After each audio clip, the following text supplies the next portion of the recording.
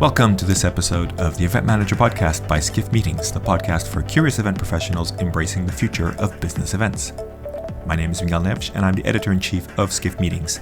And in this episode titled Fashion, Food, and the Secrets of Building Personal Connections, I have the pleasure of speaking with Sofia Crokos, founder and creative director of Sofia Crokos Events. Sofia is known for offering detailed curation, design, and production of luxury events. She works on celebrity parties, extravagant global weddings, milestone birthdays, product launches, and charity events. So how does she do this? Part of it is being a source of support, guidance, and expertise for all of her clients. If you want to learn more about Sofia's work, then keep listening. I'm sure you will enjoy our conversation. Lastly, don't forget to check out the other episodes of the podcast on our website or via your favorite podcast service.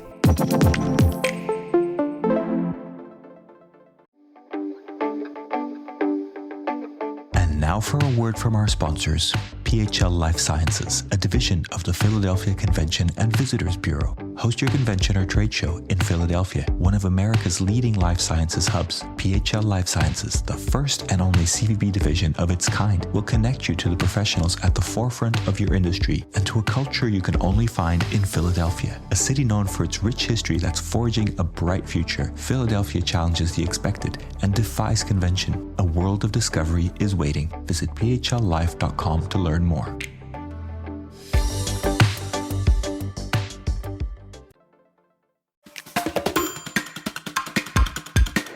Hello and welcome to the Event Manager Podcast by Skift Meetings. I am delighted to have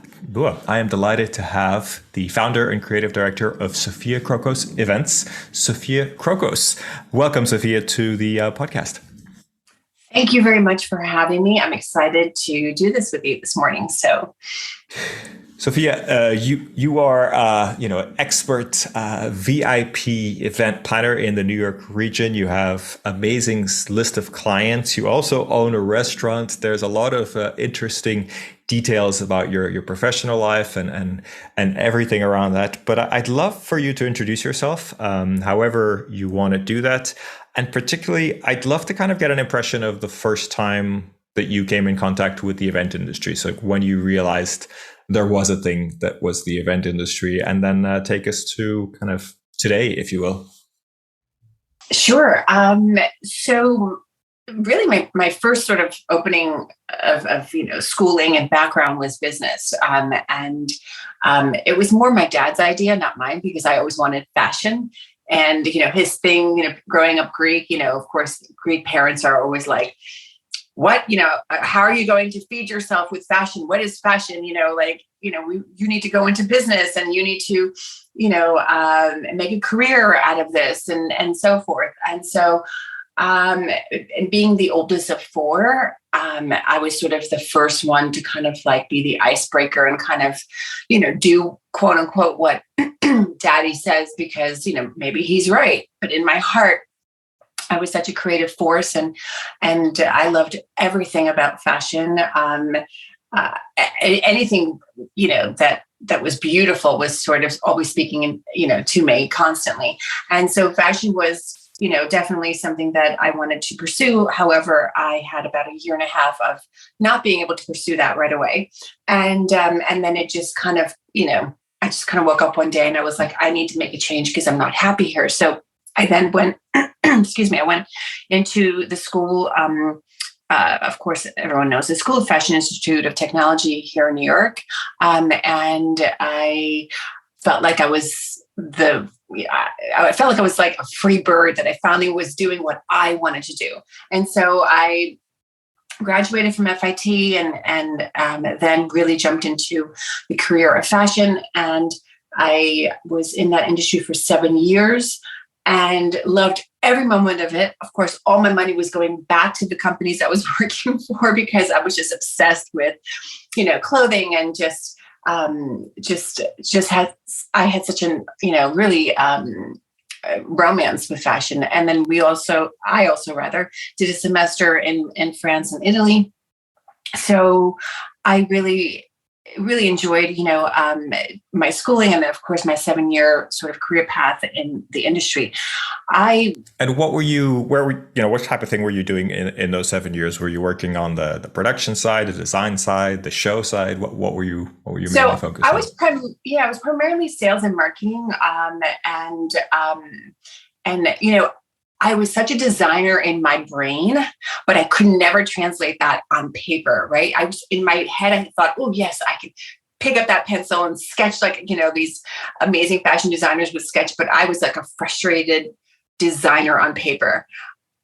But I was not that really in essence in life, because I could create, with my hands, I can create with my mind and my voice. And so, I worked from, the Donna Karens of the world to the Ralph Laurens to the Calvin Kleins, and then some in between, smaller designer fashion houses.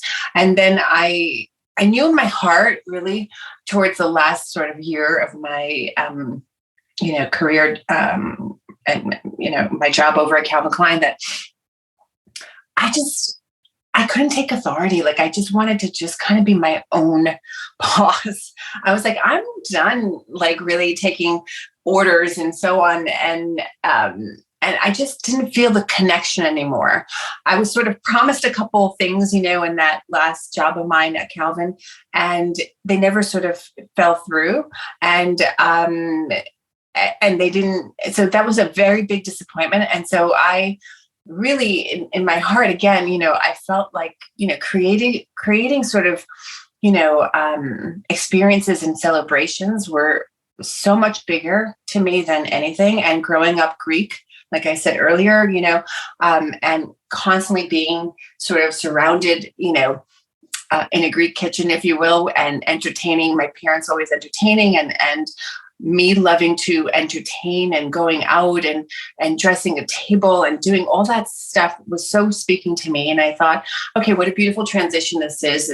I'm going from fashion, which, was such a big eye opener for me, to really creating celebration. So it wasn't like I went from, I don't know, a biologist to event planning. So it was such a beautiful transition. And so I had kind of all the tools in my hands. And at the time, I was married once before my current marriage now. And so planning my own wedding was something that I really loved. And I thought, I need to make a business out of this. And so at the time when, putting all sort of my tools together, if you will, and tapping into my sources that I used for my own wedding, I was letting people know, hey, I'm planning on doing this. I'm planning to go down sort of this event, industry path. And some people, that were in the industry were like, are you crazy? This is a crazy industry. Like, you really want to do this? It's not as glamorous as you think. And I said, I know nothing's glamorous. At the end of the day, we know it's hard work. And so I said, well, I really want to just make people like feel so good and create magic. And so I tapped into my florist, who wasn't a big well-known name in the industry at the time, but she was so lovely, and she actually connected me to this woman who basically was my mentor. And she, Wendy, was like, God, she saw this thirst in me, and she was like, this girl has it going on. And she was a planner, and she was more of like a socialite planner for like the Upper East Side, ladies. And she saw that I had this, again, thirst in me, and she kind of sat me down, and she was like, okay, I'm gonna sort of open up my world to you, and you're going to see how I do it. And how amazing is that for someone to kind of take you under their wings and show you and share with you, rather, all the sort of top, A-lister, vendors of New York City. And I knew, again, that I wasn't going to become like this, factory of a business of, doing 35 weddings a year, because that was so not what I wanted to do. I wanted to do very selective weddings and really sort of pay attention to each one of them and really immerse myself in them. And so 8 months in, I was thrown into, you ready for this? Because you're doing your first tented wedding. And I had no effing idea what a tented wedding was. I'm like, what does that mean? I have to bring in a generator to do what? Like, and we have to build a floor. So I was quickly, Miguel, like really thrown into this. And I had no, sort of time to, think about it or to whatever. I had to do it. And so it kind of stemmed from there. Like little by little, it was like she was always shadowing me somewhere in the background, and I was always kind of tapping into her for advice and for struggles, because I'm not going to sit here and fabricate and make it sound like everything was just so amazing, because it wasn't. It was hard as hell. And I knew I still wanted to do this because it spoke to me. So now, almost 25 years in, I, with hard work, with, again, challenges, with, ups and downs and really strong connections that I really built. I have been so fortunate to really create many beautiful events for really some of the loveliest people that I've been so fortunate to really come across. Well, thank you for taking us through this. I think there's a lot of really interesting experiences there. I think the anecdote that you kind of tell of the fashion industry sounds a little bit stereotypical in the sense of the the harshness of it sometimes and that kind of contrast. But I wanted maybe to kind of dive in a little bit deeper into this relationship with your mentor. Is that something that, relationship that you've kept over these last 25 years? How did that develop? Did you kind of work under her, or did you always have your own kind of projects going on? So it was probably the beginning when I first met her. It was probably the first, I would say 2 to maybe 3 years max, that, again, I was getting my own jobs as well, but she would definitely throw me a bone, if you will, and say, hey, I can't take this, or I thought this would be so more your speed than me. And so she was gracious enough to really pass on some, at least a half a dozen of amazing, clients my way. And so I kept in touch with her for many, many moons. We haven't physically gotten on a call now for at least 5 years. She had moved down to Florida even past 5 years ago, and her and her husband, she had retired and so forth. So we do have a mutual person that I talk to from time to time, and I always ask about Wendy, because I have tried her a couple of times and I just haven't been able to kind of get through. We keep sort of doing this, leaving messages to one another, and so she knows how grateful I am. I mean, I have expressed that to her many, many times, and I really do believe that when someone really is able to take you under their wings and you're able to get mentored, that I'm a big believer that you give that back. And so I feel like I've mentored many, of my girls that have kind of come on board, that have, come on to be part of my team. And so I love that I'm able to teach, because I do believe I have that essence about myself. And I'm able to, sort of share, because I have found in this industry, at least at the beginning, now I think it's better. At the beginning, everyone was like, hush, hush, do not tell, do not share with that person. It was so competitive, and I so wasn't from that schooling at all. I wasn't the type to also like throw it out into the open either. But when questions were, asked, whether it was, a planner associate or if it was non-planner, from the industry, I'd be so happy to share if I had an experience that I can, share with them so they can resolve what was possibly happening in their, life at that moment and so on.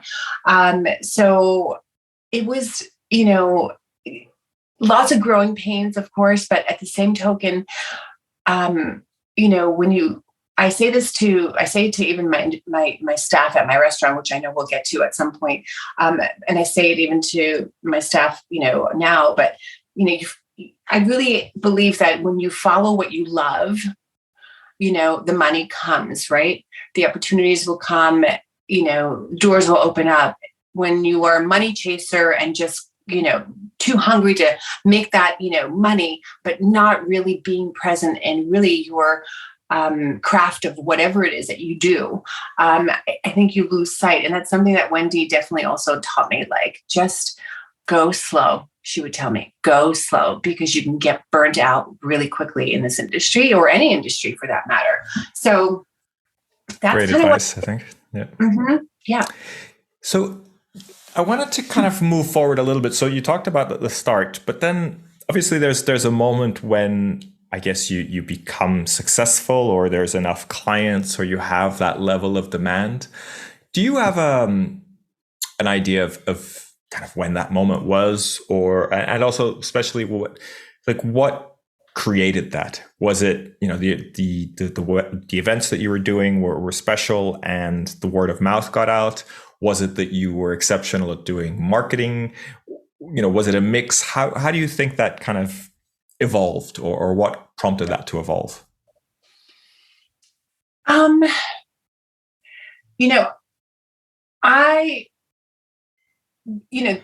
think I've gotten better over the years with sort of being very more in tune on the business side of the business, right? Like, I'm talking numbers, right?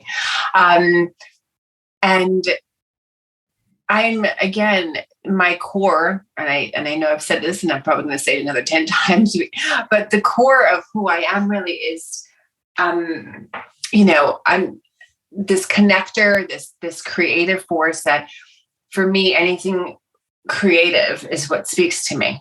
I hope I'm answering your question. I feel like I just kind of diverted a little bit. No, it's fine. I mean, I'd love to also tap into like how you feel about building personal connections, but I just wanted to dig in a little bit into, the jump from mentee and from learning and from figuring stuff out to kind of that moment when you feel like, hey, this is actually working pretty well, and how you feel you were able to kind of make that leap was really my question. Right. So, the part of, making that feel really, great and that it's working really didn't kick in for me until probably 10 years, and I gave it that length because even though there were, challenges in between, it still made me sort of push through because I believed in myself. I believed in the sort of, the craft that I was basically creating, and the connections that I was making. I didn't necessarily say at 10 years, oh, that's it. I don't know if I'm, am I doing this? Am I going to continue doing this? Or am I going to sort of stop? I believe I just, there was a sort of a turning point where I felt like, yes, I got this, and I think, in life, a lot of us don't have patience for things to sort of, come to fruition because we're, some of us are just like, well, if it doesn't happen now, forget it, and so it definitely took me about that time for me to really, go from learning sort of the ropes to being mentored to, having some difficult clients even, to then, kind of feeling really good in my skin of what it was that I had chosen to do with my time and my career. Yeah, I love that you mentioned difficult clients because I feel like the challenges are important, right? Overcoming challenges is really a big part of the learning process, if you will. Absolutely. Are you ready to celebrate your successes in the world of meetings and events? The Skift Meetings Awards are back for 2024, recognizing the most innovative business events companies across 15 categories, and we want you to be a part of it. Winners will feature on Skift Meetings, sending a clear signal to events professionals around the world that these are partners they can rely on. The final deadline for submissions is June 11th. We encourage you to start your submission today to secure the best entry rates. For more information and to start your submission, head to live.skift.com.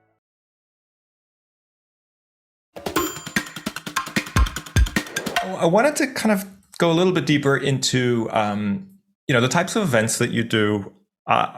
Do you see a significant difference from, like when you started or what is a good event and then to what is a great event or something that you really start to get known for or something that really stands out? Are you able to identify, what makes a Sofia Crokos event really special? And I'm not asking for your secrets necessarily, but kind of like those details or those areas that you pay attention to that I think are worth highlighting. What makes it great for me is energy, the energy of the people that I choose to connect myself with. When there's good vibes, there's going to be good results. And I really have been practicing that really for the last probably over 10 years now. Not to say I wasn't practicing that at the beginning, but I think as I've gotten older and wiser, I do believe that if something doesn't really work, then you got to let it go. And so, I think alignment is huge for me. And so what makes, our events so special is that I feel like when we're aligned with a client, and there might be a little bit of, some synergy that might sort of not connect that day or that week or that moment or whatever. But when you're aligned and they are able to understand your language, and as we are able to understand their language, that's what makes an amazing experience and an amazing event come to life for me. And I think everyone feels it in the room. When you see your hard work, and sometimes, listen, we've been given windows of like, hey, I'm getting married in a month. Can you do this? Sometimes we have these short windows of that. And then we have these long windows that like are a year and a half in. And so, so when you see that and the other thing I think that's really important too, Miguel, is, flexibility, because nothing when you're creating, when you're building a room for, a party or a wedding or whatever it is, things can't always translate 100%. Whatever we might have shown or did on the paper can't sometimes always look exactly like that on the day out, because we have to make adjustments. Oh, wow. We thought the bar would be great on paper there, but oh my God, it's so not working right now. So we have to shift. So if there's flexibility and there's trust in the client, in us, then what the heck? I mean, if you can't then create something magical out of that, then you need to get out of this business. So that's kind of what I sort of built, myself, what my whole motto and what, I really put out is that, because energy for me is massive. It's just massive. And is that something that has always kind of come naturally to you, or is that something that you identified as you went through business and realized that was more important the further you went on? Well, it's funny because friends always say to me, I have this sort of one-liner that I kind of say, I'm not feeling it, right? That's sort of my one-liner when I'm with people or when we're going somewhere. And if I go into a room or if a person comes in, into our sort of little circle of whoever it is that I'm hanging out with, and my friends will turn to me like, Sophia, are you feeling it? I'm like, nope, not feeling it. So I think I've had that intuitiveness of like understanding who, like what my surroundings are about, who that person is that's coming in, whatever decision I need to kind of make going forward. I think I've had that from like very young age, but I believe it's it's magnified now, even now in my early 50s, that I am so much more even aware of it. So, sometimes you have to work through that and try to get to that place, and sometimes it just comes naturally, and it's all about really listening from within so you can, make that next step. Yep, totally following. Wanted to touch a little bit on this idea of kind of building personal connections and why that's so important. And you've touched on this a little bit, but I wonder if you could expand on, I don't know if you have a personal thesis or kind of why you value that so much and how you go about it. I value it because it's, in life, I know, we have to get through whatever we need to get through on our own, right? At the end of the day, no one's going to make those decisions for you. At the end of the day, you need to listen to that, again, inner voice. And you need to kind of just go with what you feel feels really good. And so connections for me are so huge because everything I've done in my life, for the most part, has been through someone entering my life for either a reason or a season or a lifetime, right? So, and I really am very cognizant of not, sort of burning bridges. I don't think I've ever really burned a bridge. And if I did, then whoever's listening that might be in this industry, oh well, sorry. But I don't really believe I've done any of that. So it's because of my connections, it's because of my energy that, getting from point A to B to C to all the way Z has been through really, the love of people, the love of life, the love of, again, connections.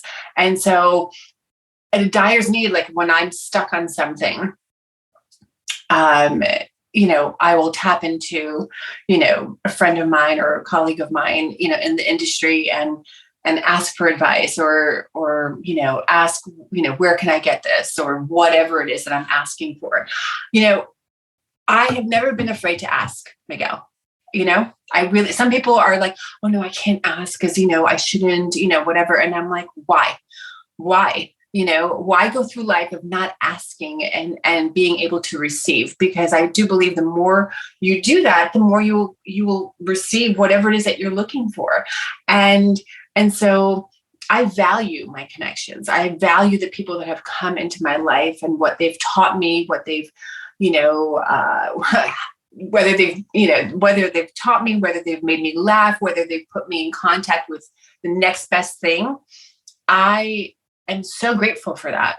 And I'm such a connector myself because I also love to connect people. So if you were to come to me and say, hey, Sofia, you know what, I'm in need of X, how can I, do you know of anyone, and so I'm happy to go through the loops. And even if I don't know someone directly, I will jump through, the next fence of whatever it is and say, wait, I got someone, and you know what, talk to this person because I think they might be able to help you out. So that is, something too that my dad, is a strong proponent as well, because, with it, having the business that he had and, having almost 300 employees at one point, and being able to help and connect so many people and, I think was a huge sort of opening for me. And so I think I have some of his genes, I guess. Sounds like some great transfer of skills there, or kind of learning from him. Mm-hmm. So wanted to also talk about the restaurant that you're a co-owner of. Is that, how did that come about, and how does that kind of integrate in everything else that you do? Well, that now is 5 years old. We just hit 5 years of our beautiful little gem that I call out here in the Hamptons in Bridgehampton. And that to me was, that kind of came out of left field. It wasn't something that I was planning, to do. It just, my husband said, well, actually the space that was available, because he had that space with two other restaurants prior, and we were just going to sort of give it up and be like done with it. And a lot of our, friends and the community out here who's been so gracious and lovely to us all these years, we're like, come on, guys, you guys are Greek. You've got to turn this into a Greek restaurant. I'm like, I'm not going into the restaurant business. It's just not happening. And so, cut to, I'm coming back from Paris, after doing a wedding, and I'm now creating mood boards. And I'm like, okay, I guess this is happening. And so it kind of very organically sort of transitioned for me to kind of go down that road. And I know that restaurant, life is not, again, glamorous. It might have that effect, and I might experience a couple of glam moments, but it's grueling at the end of the day, long hours, a lot of revolving doors, many, many types of personalities to deal with, and I'm not talking about the customers. I'm talking about, back of the house and front of the house. And so, it was definitely an eye opener again for me to explore this whole new world. And yet again, the transition to going into that next phase in my life was an easy one, because again, from fashion to events to restaurants to a restaurant, was basically something that was very, kind of an easy flow that kind of, happened for me. And so I really do believe that everyone should, at some point in their life, whoever's listening that's, young and ambitious and maybe not ready for events, but maybe they are, I'm not sure, should really enter into the hospitality world. I really do believe there is a level of service and experiences that really tend to like to, carry through. And so it has been a really an amazing journey with this, to know that we are feeding love through Greek food, and having sort of every sense, of your body when you enter in, from visual to, audio to taste and smell, and to everything that you are basically, experiencing, makes me so happy. It really does. I really have, 5 years now, and it's been really the last 2.5 years that I really have fallen in love with what we've created. Because the first, again, like anything, right? It's working out the kinks. It's like, figuring out where do you fit in, not that I'm not talking about me personally, but just in general, trying out, different things and trying to just really figure it out. And then of course, when the whole pandemic hit, that is when really and even prior to that really, but that's when I really started seeing my restaurant in a different lens and really falling in love with it, because there was a burnout moment, for me a couple of years back. And it was hard, balancing events, balancing, a family issue that we were dealing with our mom. And then, balancing a restaurant, which, was a beast in its own self, and even though, of course we have a whole team of people there, it's not like I had to be manager and chef and hostess. But still, the attention needed to be given, and I couldn't give it 100%. And it was heartbreaking to me. Yeah. And that sounds like it all happened during the pandemic, right? So that's the pretty stressful moment for everybody. So I can imagine that was a challenging time. It was, but that was the time that, again, we were lucky because we were out here, and the restaurant is located out in Bridgehampton. So a lot of people were leaving, their city apartments, their city life, whatever it was, and coming back out to their homes to just, feel a little bit more of breathing space, I guess. And so that was challenging, but it was actually, that was the peak for me. It was the prior that was the challenging part. The first 2.5 years of the business. It's been the last half that has been really most rewarding that I've ever experienced it to be. So I love it. I love what we've built. And I honestly, it's the most, it warms my heart when everyone really walks out of there and says, best meal, you guys are amazing. Oh my God, your service. Love everything about it. I've come here a million times. I tell all my friends about this place. So it really makes me happy to hear that. Do you think part of creating that experience is coming from events and special events that you can kind of bring, I guess, that expectation or that level of service to a restaurant setting? I am the special event, Miguel. Just kidding. Of course it does. One of my chefs that was on board with us for, a good time before he had to leave, rather. He said in one of the meetings to the staff, he said, this restaurant is an event every night. We are, we need to get our stations ready. We need to make sure that, that the windows are clean. We need to have the happy smile at the front of the door. We need to have candles lit and our like I said, our station's ready and our music going and everything. So every night you have to treat this like Sofia knows this, wholeheartedly, but he was emphasizing it more and more because he knows how, I guess I was about timing. When our doors open at 5, we can't be polishing glasses still, right? We can't be, I don't mind, having a little interaction of like lighting of the candles at 5 p.m. as guests come in. It's almost like welcome, little things I can kind of let go. But every night we treat it like as if it's an event. So behind the scenes, no one sees, the craziness or the whatever, might be happening if anything of that is happening. So yeah, I think my experiences and my, my exposure to events has definitely helped in creating this next step in my life. Really interesting. One of the areas you touched on that I wanted to maybe go a little bit further is challenges, right? And you talked about a challenging moment, and thank you for going there and kind of telling us about that. But I wanted to kind of look forward, right, into the industry, in events, meetings, all these kind of things.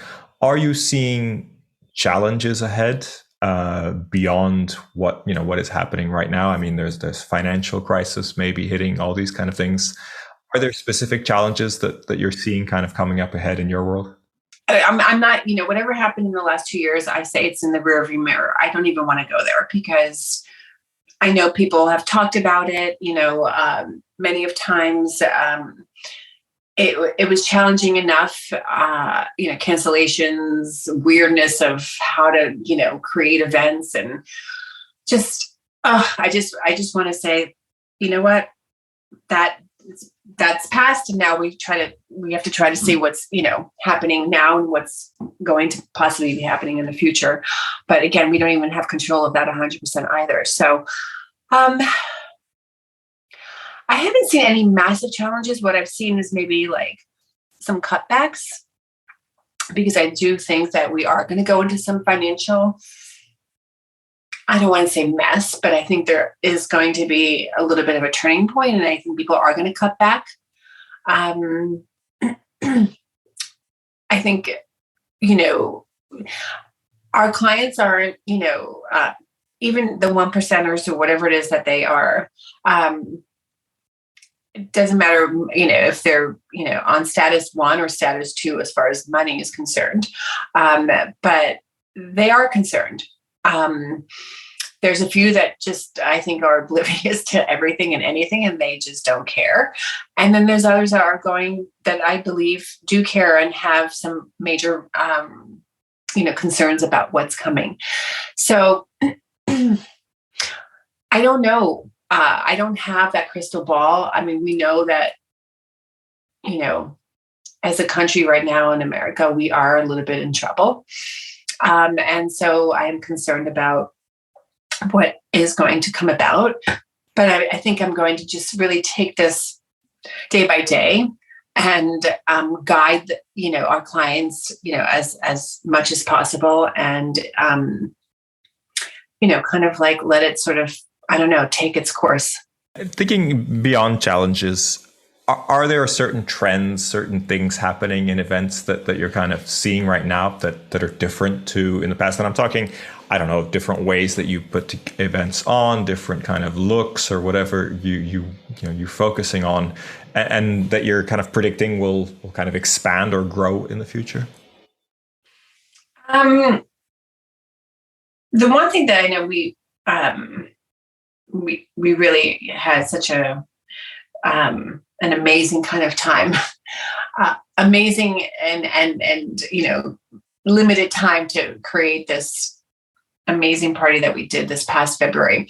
A lot of immersive acts, people are wanting to not just have a band, if you will, or just a DJ.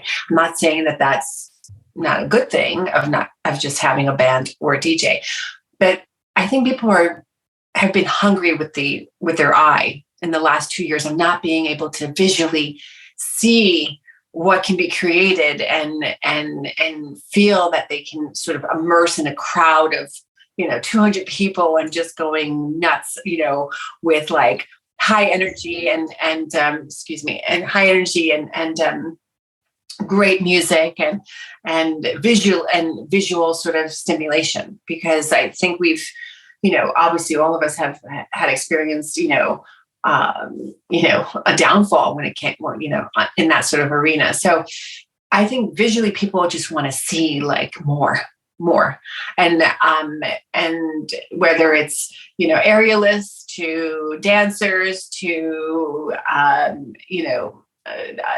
other types of, music ensembles and so on, people want to see that. So I think that I feel ever since we did our party at the Plaza, it was called the Ping Party at the Plaza for Love Shack Fancy. And that for me personally, because that was sort of the opening for 2022 for us.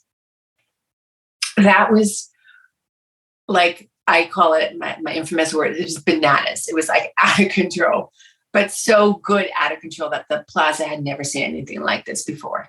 And I felt like my heart had come back to life because it was kind of dead for the last 2 years. And even though we had done events, last year in 21, we just did them on a different scale because again, we were sort of in uncertain times still. So this to me was like, damn it, we're back. And every person and staff member in that room felt it. So I think people just need to feel. That is what I'm seeing. They need to feel. And so, yeah, we're in the business of feeling. So I'm all for that. Yeah, I love that business of feeling and the kind of immersive acts. I think sounds really exciting. Sofia, thank you for taking us through this journey. I think we've covered lots of things from kind of the start of your career to the development, the restaurant business, personal connections. I think there's a lot there to unpack. I want to start wrapping up, but I want to make sure I capture from you a recommendation for someone else to have on the podcast. I think your input is super valuable, and it's a part of the industry that I am personally not as familiar with. So I think it's really interesting to get these kind of insights. So would love to get a recommendation so we can continue the conversation with someone else that you know and respect. It's been a while now that David Stark and I haven't talked. Over COVID, we were connecting, quite a lot through phone calls and just kind of touching base with one another and sort of just kind of, speaking life and speaking non-related event stuff. And he's one of those guys and humans that I kind of like really look up to see like, what is he doing next? And even though we don't have, this ongoing weekly conversations happening, we know that once we see each other or when we get on the phone, it's so genuine and it's so real. And he's such a creative genius and such a really just, he's soft-spoken and just gentle. And he has created something in the industry that, no one really has, because his genius mind of events, and just really uniqueness of his designs and concepts are really something that, I believe he stands out for. And so I think David Stark would be definitely someone for you. Love it. Thank you for that recommendation. And hopefully we can arrange to have an invitation sent to David and have him join us as a guest. Sofia, it's been a pleasure. Really appreciate you joining us. I wish you lots of success with your future events, and please do continue to be in touch and tell us about your experiences, your designs, and your restaurant. Love to hear about that. So thank you for your time. I appreciate you being with us. Thank you as well, Miguel. It was a pleasure. And best of luck on this podcast as well.